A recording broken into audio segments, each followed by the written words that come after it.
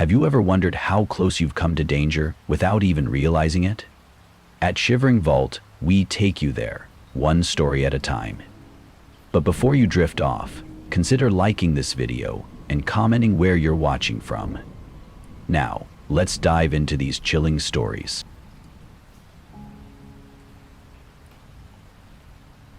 I never thought something like this would happen to me. I'm the type of person who always takes precautions, trusts my gut, and stays aware of my surroundings. But no amount of preparation could have prepared me for what happened that night in Lake Arrowhead, California. I had been living in my RV for about a year at the time. I wasn't doing anything extravagant, just working remotely, traveling around the West Coast and enjoying the freedom that comes with living on the road. I had stayed in a lot of campgrounds, some more populated and some isolated. I loved the peace of being out in nature, especially when I could park away from other campers.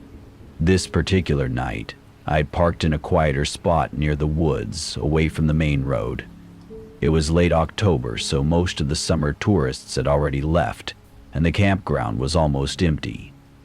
There were a couple of RVs a little further down, but nothing too close.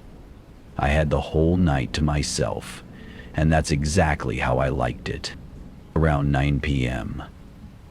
I made dinner, sat down to watch a show on my laptop, and settled in.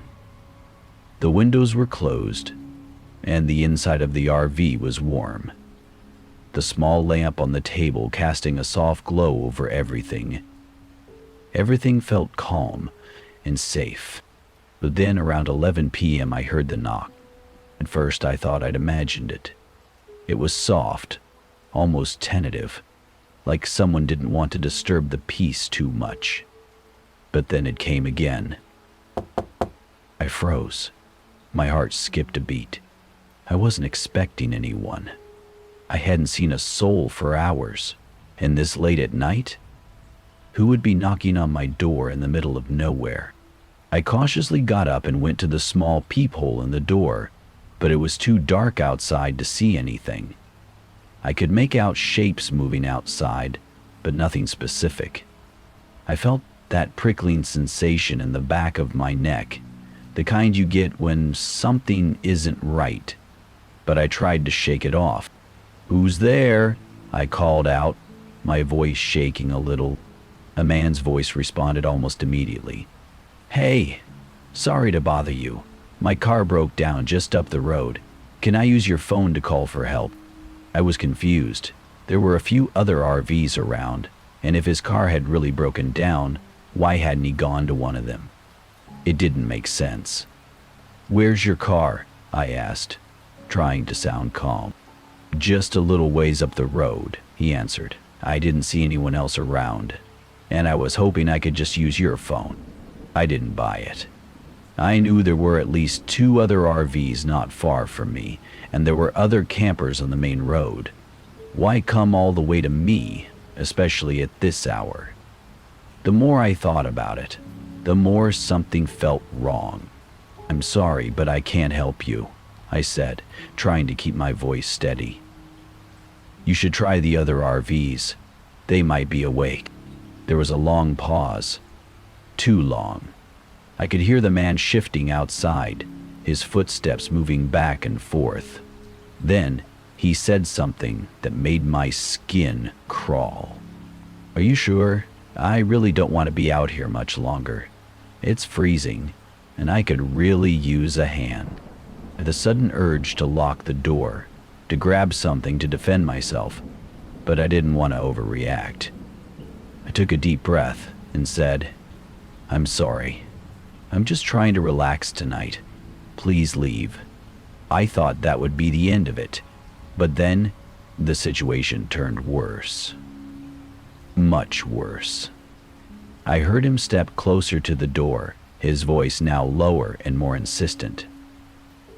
"You're not being very friendly. You don't want to make this harder than it has to be." My heart slammed in my chest. My instincts screamed at me to do something.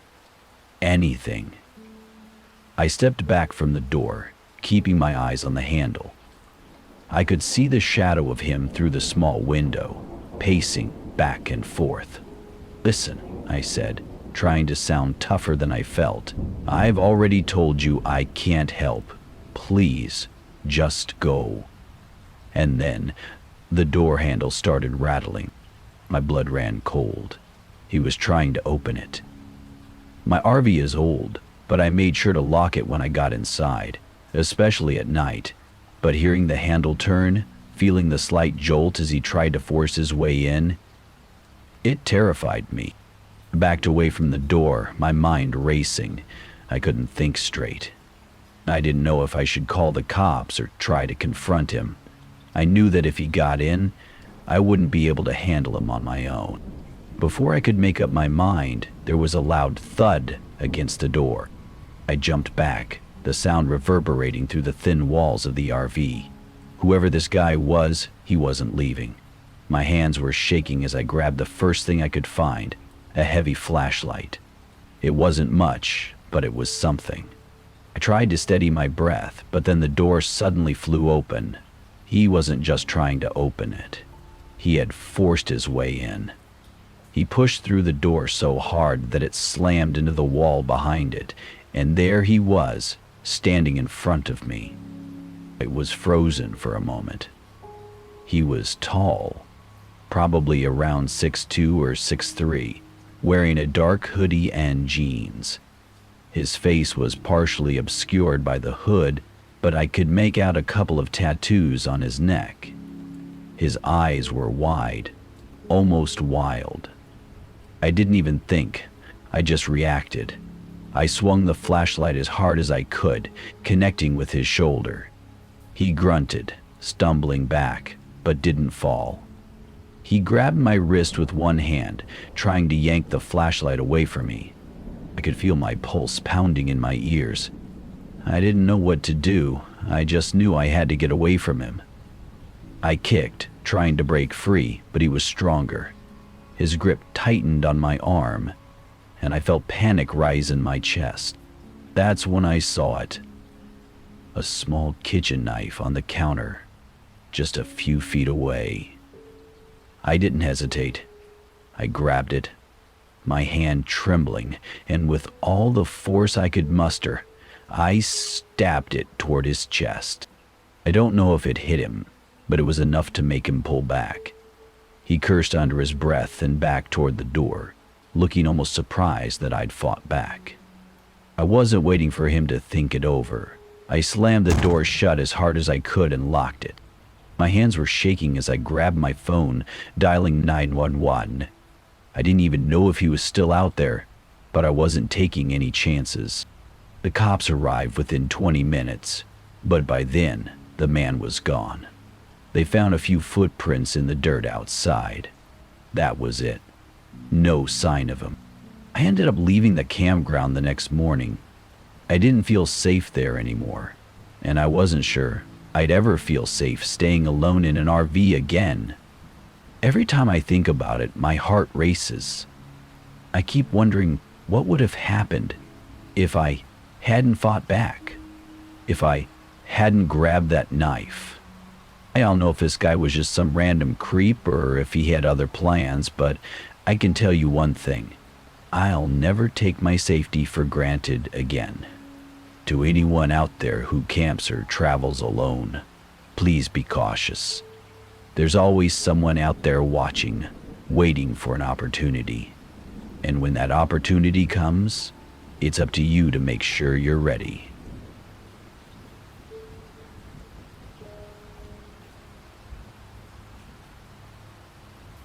I noticed a shadow moving outside my RV as I was preparing dinner.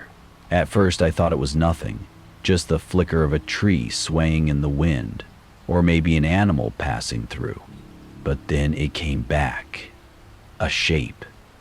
It was strange how steady it seemed, moving slowly, deliberately.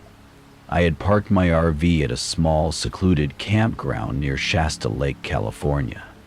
It was a quiet place, tucked away in the trees, far from the hustle of city life. The place felt peaceful when I arrived earlier that day.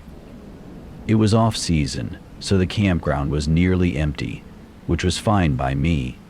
I liked the solitude. I was chopping vegetables for a stew when I first saw the shadow.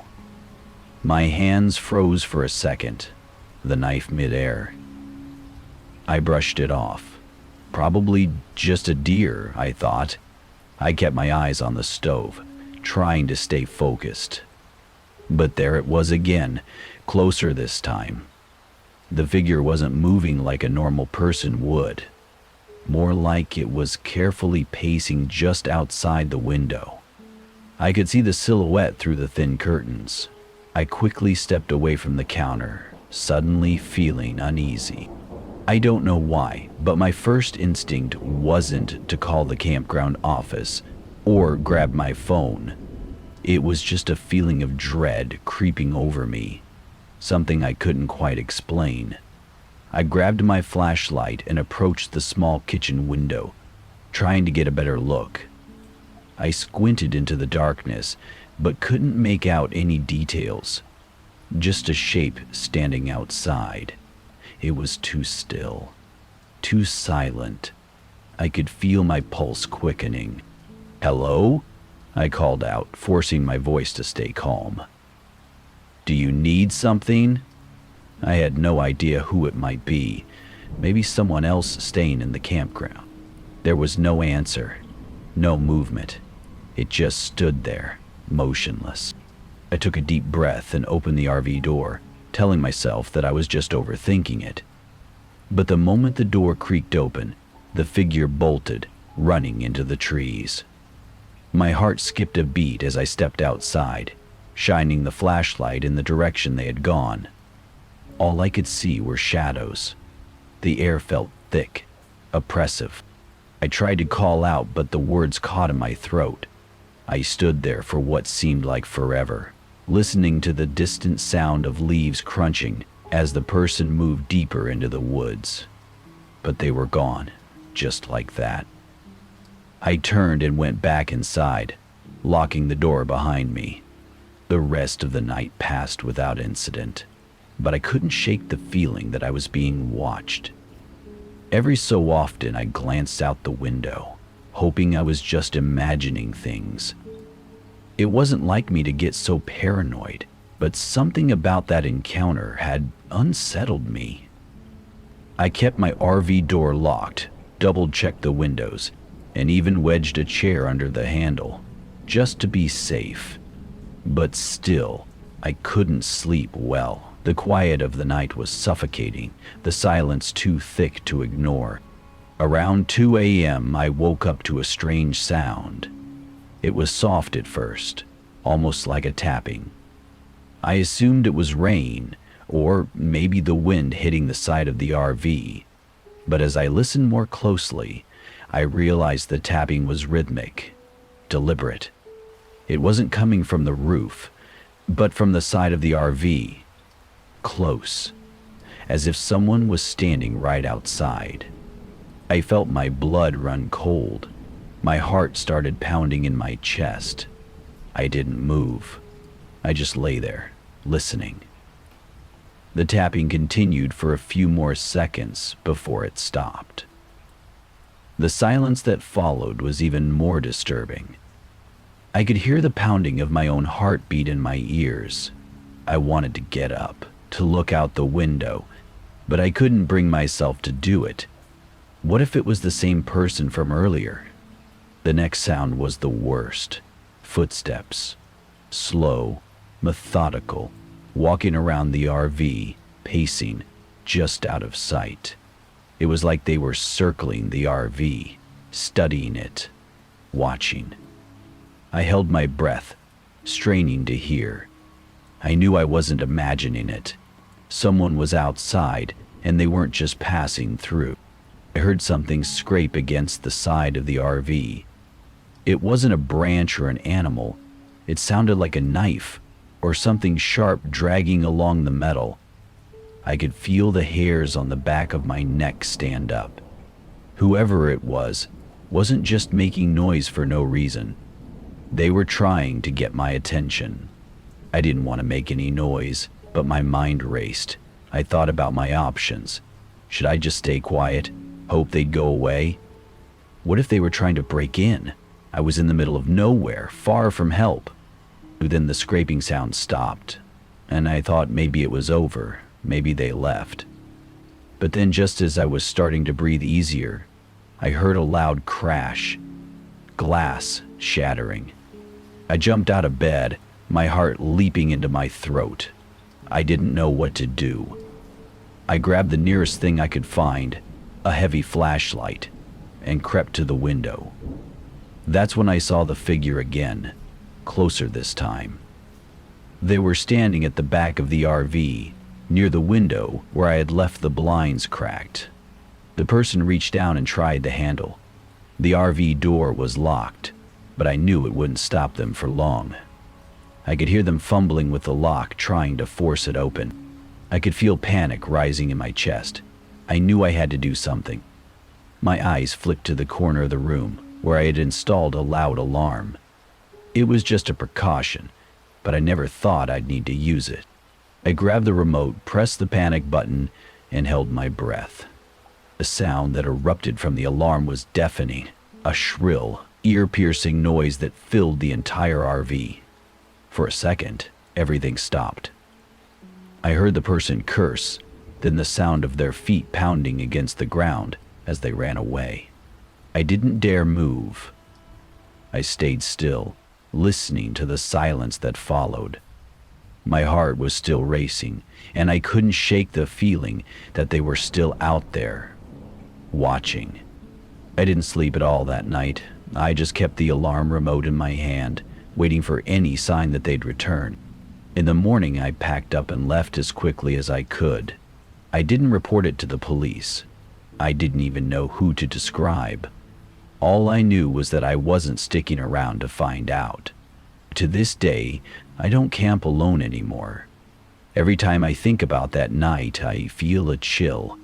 I never found out who that person was or what he wanted, but I don't plan on ever finding out.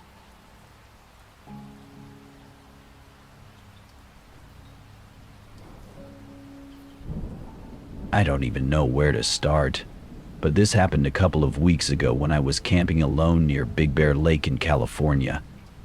I wasn't planning anything wild. I just wanted some quiet time away from everything. Work stress, noisy neighbors, the whole deal. I figured parking my RV at this quiet campground would be the perfect getaway. I had no idea I'd be fighting for my life. So, I got there early on a Friday morning and found this great little spot tucked away near some trees, but not too far from the lake. The campground wasn't full, but there were a few other RVs parked on the other side of the lot, maybe 200 yards away. I liked the space. It felt secluded, but not completely isolated. The first day was great, hiking, reading, just enjoying the peace and quiet. By nightfall, I was pretty tired, so I locked up everything, double-checked the door to make sure it was secure, and went to bed around 10 p.m. Now here's the thing. I'm a light sleeper, so even the smallest sound can wake me up. That's probably the only reason I'm still alive. Sometime in the middle of the night, I heard this faint scraping noise. At first, I thought it was the wind, or maybe an animal brushing up against the RV. I told myself to ignore it and rolled over. But then I heard it again, louder this time. It sounded like someone trying to jimmy the door open. My stomach dropped. I reached for my phone, but stupid me, I hadn't plugged it in, and the battery was dead. I couldn't even use the flashlight app. My actual flashlight was in the front of the RV, so I was stuck in complete darkness. I tried to stay calm, just listening. The sound of metal against metal was unmistakable now. Someone was messing with the lock, no doubt about it. My RV isn't fancy or anything, but it's solid, and I always keep it locked up tight. Still, I knew if someone was determined enough, they could break in. I didn't know what to do. My first thought was to yell something, maybe scare them off, but then I thought, what if it's more than one person? What if yelling just makes it worse? I decided to stay quiet and wait. The noise stopped suddenly, and for a second, I thought maybe whoever it was had given up. Then I heard footsteps, slow and deliberate, walking around the outside of the RV. They stopped near the window by my bed. I swear I could feel someone standing there, staring in, even though the blinds were down. I tried to control my breathing, but my chest felt tight, like I couldn't get enough air. I could hear the blood pounding in my ears, and then I saw the shadow. Through the thin fabric of the blinds, I saw this tall figure standing just outside. They didn't move for what felt like forever. I don't know how I didn't scream. Finally, the figure moved away, and I heard them go back to the door. This time, they weren't trying to be quiet. The door handle jiggled violently, and then came the loudest sound yet, the lock snapping. The door swung open, and I saw this man standing there, backlit by the faint glow of the moon. He was tall, maybe in his late 40s or early 50s, wearing dark clothes and a baseball cap pulled low over his face. He didn't say anything, just stepped inside, slow and deliberate, like he had all the time in the world. I froze. I didn't even have anything to defend myself with except the flashlight up front. I forced myself to move, crawling as quietly as I could toward it. My heart felt like it was going to explode. The man didn't notice me at first. He was looking around, maybe making sure no one else was there. When he finally spotted me, I was halfway to the flashlight. "Don't move," he said, his voice low and steady. But I didn't stop. I lunged for the flashlight and swung it as hard as I could, smashing it into his arm. He let out a yell and stumbled back, but instead of running, he reached for something in his pocket. I didn't wait to see what it was.